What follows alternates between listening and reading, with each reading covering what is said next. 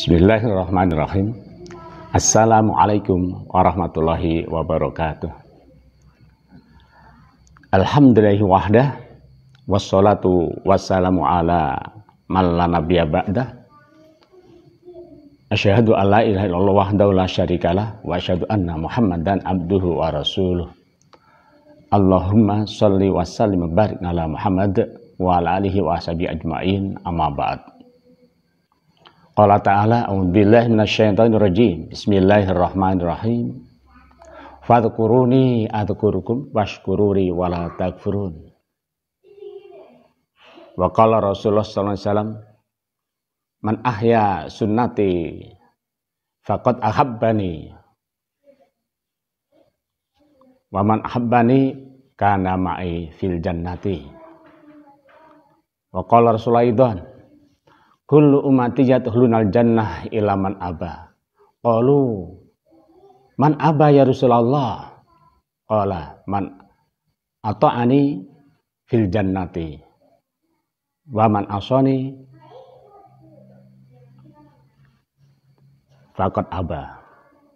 Jamaah saudaraku yang dirahmati Allah Subhanahu wa taala, alhamdulillahirabbil bersyukur kepada Allah Subhanahu wa taala atas segala rahmat dan nikmat yang senantiasa Allah berikan, yang Allah senantiasa limpahkan kepada kita semua, sehingga pada kesempatan ini kita masih diberikan kesempatan hidup dalam keadaan yang sehat.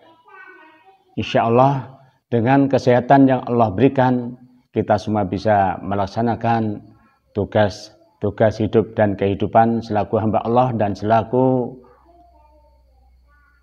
warga, selaku keluarga yang senantiasa kita berusaha untuk mencukup daripada kebutuhan keduanya.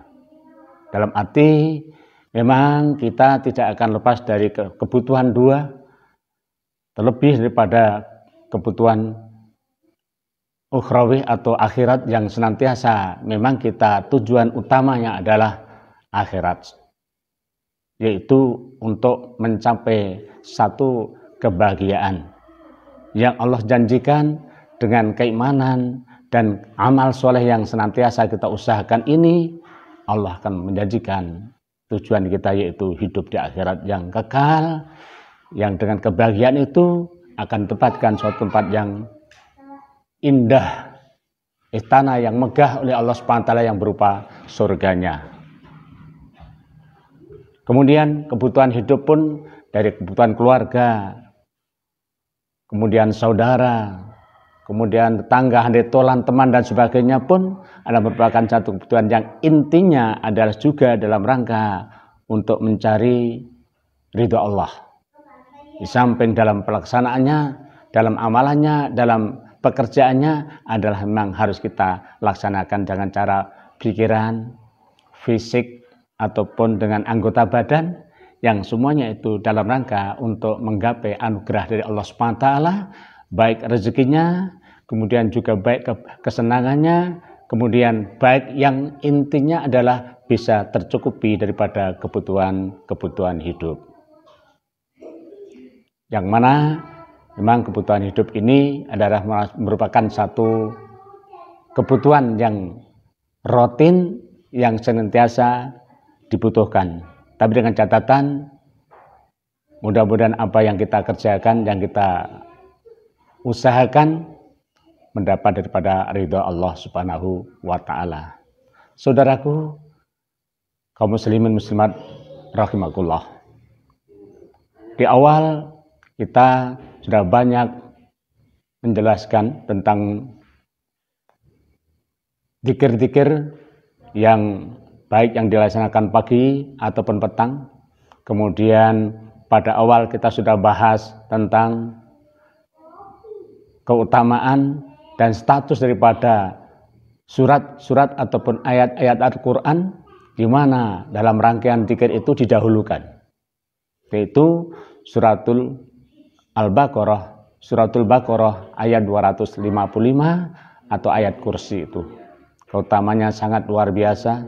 Bahkan dikatakan dalam sebuah hadis bahwa ayat kursi Al-Baqarah 255 itu adalah merupakan ayat yang paling utama di antara ayat-ayat yang ada dalam Al-Quran. Kemudian manfaat fadilahnya sudah banyak disampaikan.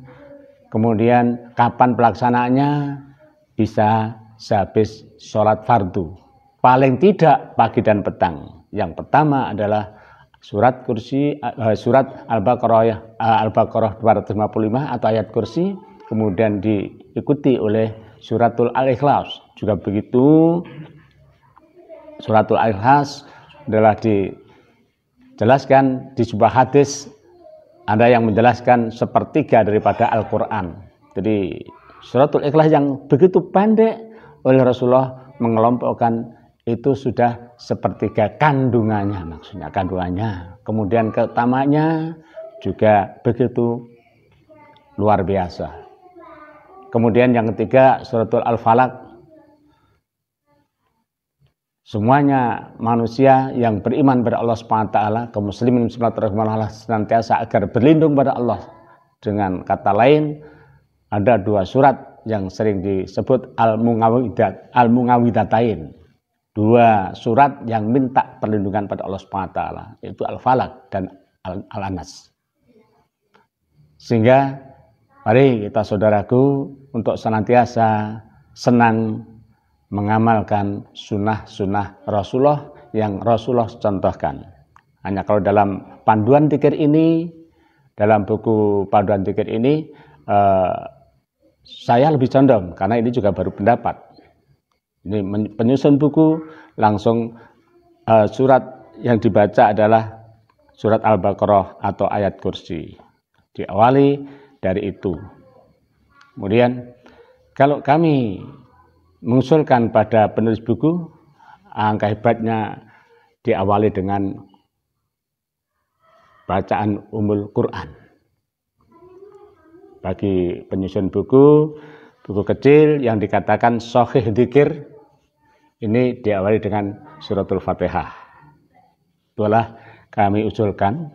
Jika setelah suratul Fatihah baru ayat kursi, kemudian Al-Ikhlas, Al-Falaq, An-Nas, dan yang lain-lain. Seperti yang saudara tulis, yang saudara ringkas dalam buku yang sangat hebat ini, yang mungil tapi betul-betul berbobot, panduan dzikir pagi dan petang ini.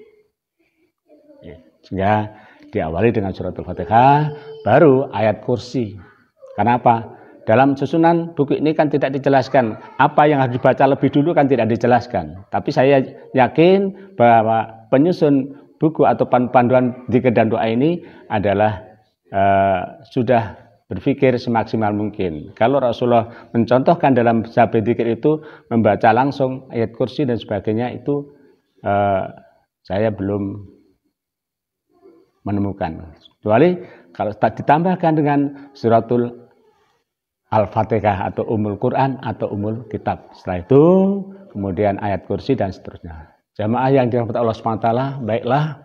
Kemudian saya tunjukkan bagi Bapak, Ibu, Saudara yang kepingin mengamalkan sunnah-sunnah Rasulullah tentang pelaksanaan dzikir dan doa pagi dan petang adalah buku yang ini boleh dibeli di mana saja. Ini panduannya. Seandainya saudara-saudaraku belum hafal atau belum mengamalkan, dan karena banyaknya daripada amalan-amalan dzikir yang pagi dan petang ini. Karena kalau Rasulullah itu mengamalkan begitu, Rasulullah dan para sahabat maksudnya, adalah sehabis sholat subuh sampai terbit matahari adalah berzikir dengan panduan buku ini. Nah, panduan buku ini diawali dengan adanya buku yang diambilkan dari Hisnul Muslim yang semacam ini sebagai buku induknya, pencetak pertama, sehingga nanti antara buku yang kecil dan buku ini adalah sama. Maksudnya pencetaknya yakin sama, pencetaknya sama. Karena tidak mungkin Shahih Dzikir pagi dan petang ini tidak mengambil dari sini. Berarti ini penyusunnya adalah sama. Baik, saudaraku yang dirahmati Allah SWT, pada awal tadi saya sampaikan sebuah hadis Rasulullah Shallallahu Alaihi Wasallam.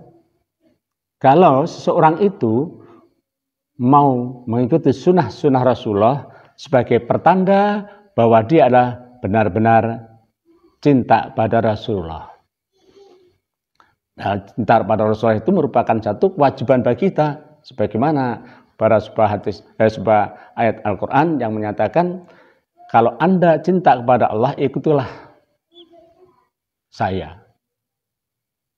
Nah, kita mengikuti daripada sunnah Rasulullah berarti adalah menghidup-hidupkan sunnah Rasulullah. Kita mengamalkan sunnah Rasulullah dalam rangkaian-rangkaian dzikir maupun doa ini berarti kita sebagai tanda orang yang cinta pada Rasulullah.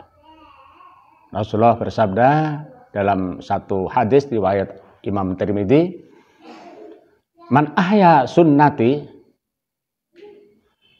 faqad ahabbani, wa man ahabbani kana ma'i fil jannati." Itu hadis Rasulullah tentang siapa yang mau menghidup-hidupkan, siapa yang menghidup-hidupkan sunnahku, sabda Rasulullah, kata Rasulullah, faqad ahabbani, maka sungguh dia telah menunjukkan cintanya kepadaku.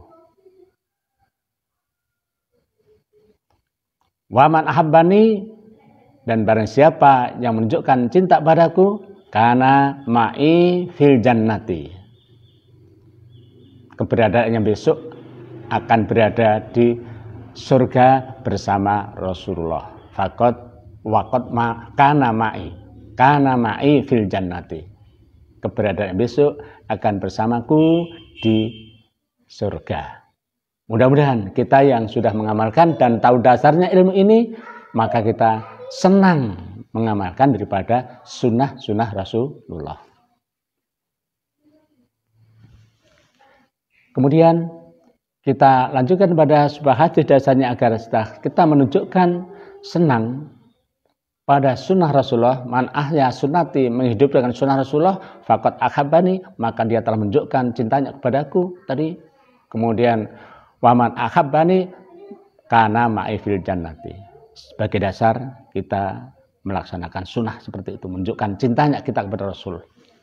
Apabila seorang itu mencintai pada Rasul, tunjukkan dengan menghidupkan, mengamalkan sunnah-sunnah Rasulullah.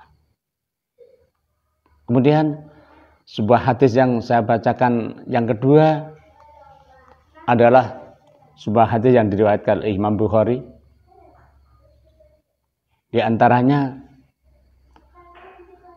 mengingatkan kepada kita bahwa semuanya sebenarnya umatnya Rasulullah, sebetulnya umat Rasulullah SAW, yaitu umat Islam, kaum muslimin muslimah, itu sabda Rasulullah semuanya akan masuk surga, akan dimasukkan surga semua. Di satu hadis yang menyatakan kullu ummati yadkhulunal jannah illa man aba. Qalu ya Rasulullah, man aba ya Rasulullah?